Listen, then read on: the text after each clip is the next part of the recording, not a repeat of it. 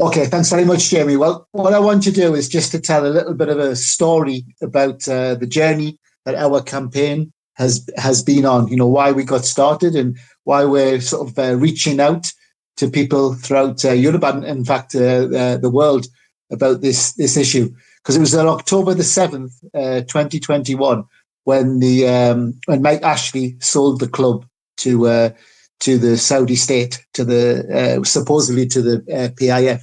There's a lot of celebration in the streets outside St James's Park, and propaganda machine went into action. I think the Saudi state has paid an American PR firm almost $1 million, and they've been preparing for this for a long time. The first propaganda wave that they had was that the PIF had nothing to do with the Saudi state. Remember 2 years ago, they said, it's separate. It's just like, Manchester United's not owned by Abu Dhabi. Sorry, Manchester City is not owned by Abu Dhabi. But 2 years down the line, no one denies that the Saudi state owns Newcastle United, our club. And also they said sports washing was just made up.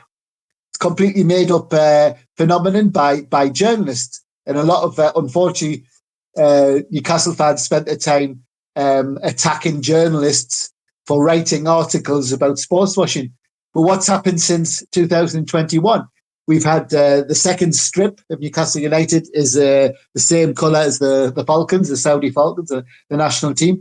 And outrageously, the Saudi state managed to get two internationals at St James's Park, our stadium, against Costa Rica and South Korea. So there's been a massive propaganda campaign to make this possible. Now,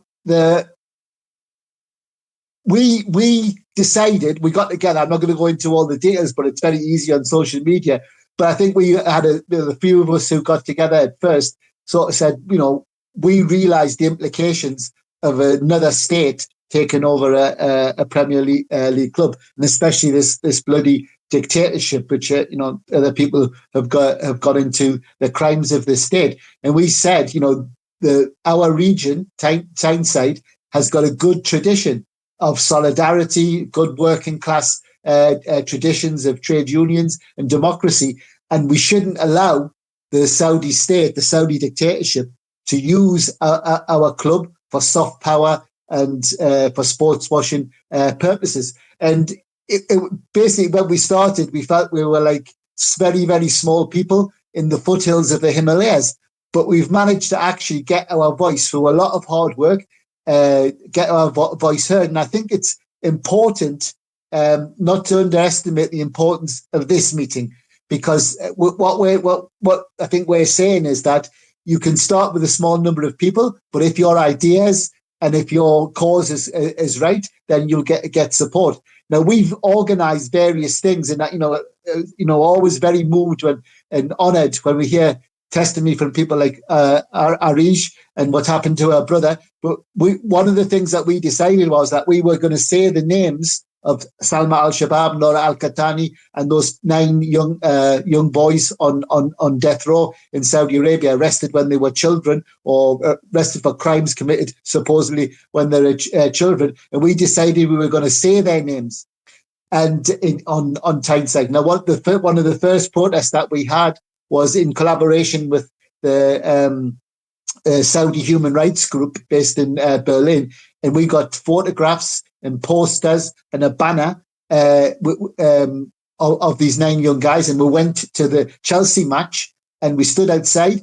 And this shows you what I'm going to say to you now is how sensitive the Saudi state is, because when we announced that we were going to do this this protest, we got abuse and we got threats, and those threats came from Riyadh. They came from the in inverted commas, the Centre Against Terrorism in Riyadh, and it was actually reported in the national press in the UK that they actually targeted people like us who said the truth.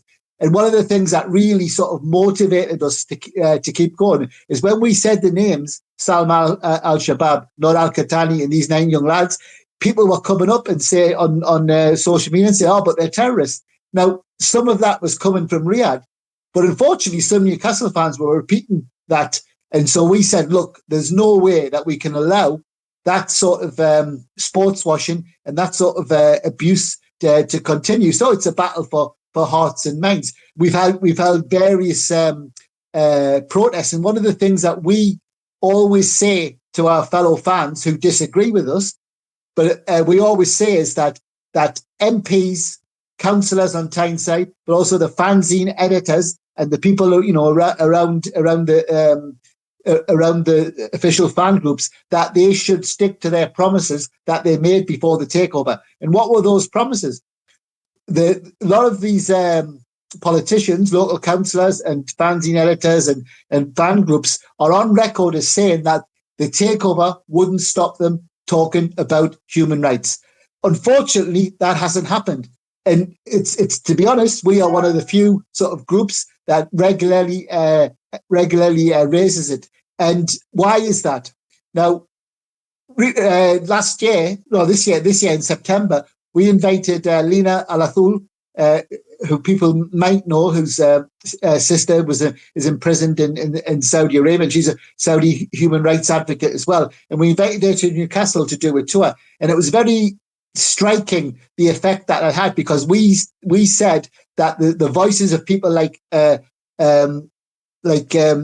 Saudi human rights activists, the victims, need to be heard on Tyneside. And when we were going around Tyneside doing interviews on the radio and on the TV as well, you could see that the journalists were shocked by the testing, just like what we've just heard before, that these atrocities really and these massive human rights abuses are happening to real people, And Lena made the point, because we tried to get interviews with local councillors and politicians. She made the point that only 2 or 3 councillors agreed to meet, that if she'd had been there 4 years ago, there would have been a lot of meetings.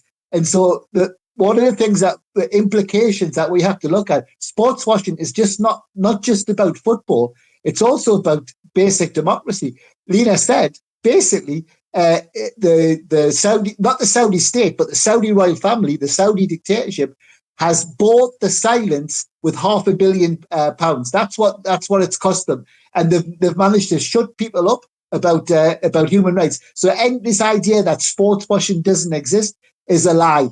We know it exists. Now, we've done other things. We did a protest outside the Saudi internationals, and we forced the council to make a statement, because the Newcastle Stadium is on the ground owned by the council, and the council said that they stood for that they supported human rights. But also, our protest outside the Costa Rica match got a lot of publicity, and we've had 3 editions of our fanzine. We've got a website which we direct everyone to. And also the petitions against nation-state ownership of football clubs. But the final point I wanted to make is why we sort of thought it was a good idea to reach out to fans across Europe, is because as we've been campaigning, we've been contacted by football magazines in Germany, France, Holland, and also football. Some of the people you're going to hear speaking in a moment. And what we realise is one of the things that fans say in Newcastle is, you have to understand how Newcastle is. It's a little bit of a bubble. There's one team in the city, that fans who are criticising, other fans who are criticising Newcastle fans for being owned by a dictatorship are jealous. And we say outside the bubble, that's not true. Fans outside of Newcastle are genuinely worried about the future of football. And it's not normal that our football clubs, which came from the people, should be owned by nation states. It's putting football fans in a terrible position. So 2 out of 20 Premier League clubs are owned by states, and they shouldn't own. States shouldn't own football clubs. And so we realise in our journey, it's not just about the human rights. It's not just about the democratic question of, silencing the press and silencing local politicians. It's also about the future of football. And that's why we think that this mission statement, which Jamie's already mentioned, I think Gerard's going to speak more on it, is important. And I think we could be optimistic that if we can take this discussion to thousands and thousands of football fans, we can actually have an effect. We can actually do something. So, thanks everyone for coming. And, I'm looking forward to hear the other speakers. Thank you.